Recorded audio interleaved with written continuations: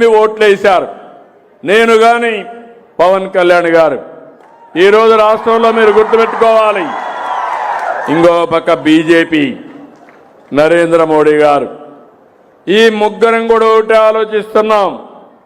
మేము ఒక మాట చెప్పాం, ఈ రాష్ట్రాన్ని పునర్నిర్మాణం చేయాలి, మళ్ళా మీ జీవితాల్లో వెలుగు రావాలి, మమ్మల్ని నమ్మండి, ఓటేయండి అని చెప్తే 194 సీట్లు గెలిపించారు.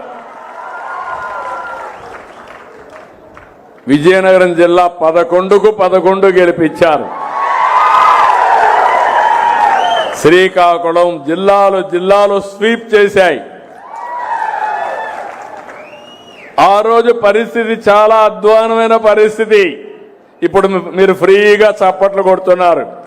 అప్పుడు చప్పట్లు కూడా కొట్టడానికి వీలు లేదు, నవ్వడానికి వీలు లేదు, ఎండల్లో సురక్షితంగా ఉండడానికి వీలు లేదు. మన భూములు మన దగ్గర ఉంటాయో లేదో తెలియదు. అవునా కాదా? రౌడీయిజం పరాకాష్ఠకెళ్ళింది. కడాన నాలాంటి వాడికి పరిస్థితి ఏమైందో మీరే చూశారు.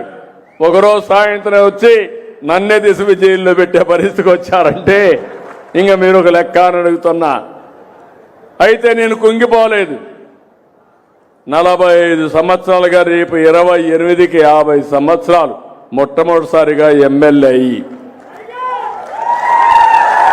ఎప్పుడు నేను అలసిపోలేదు, లేకపోతే ఎప్పుడు కూడా నేను అశ్రద్ధ కూడా చేయలేదు. భగవంతుడు ఎంత శక్తి ఇచ్చాడో మీరు ఆశీర్వదించినప్పుడంతా మీకోసమే పనిచేసా, మీకోసమే ముందుకెళ్ళా. నాకొక తృప్తి, ఎవరికి రాని అవకాశం నాకు వచ్చింది.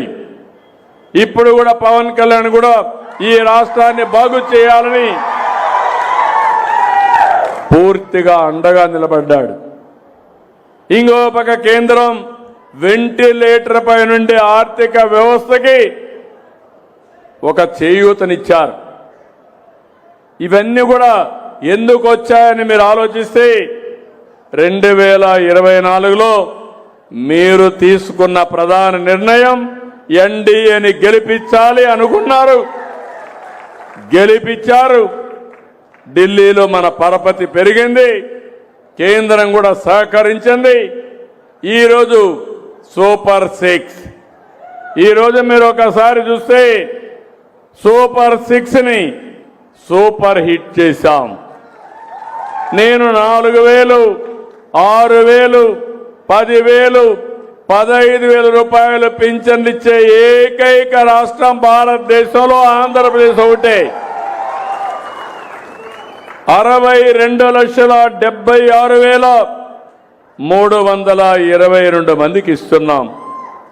నెలవారీగా 2,726 కోట్ల రూపాయలు ఇస్తున్నాం.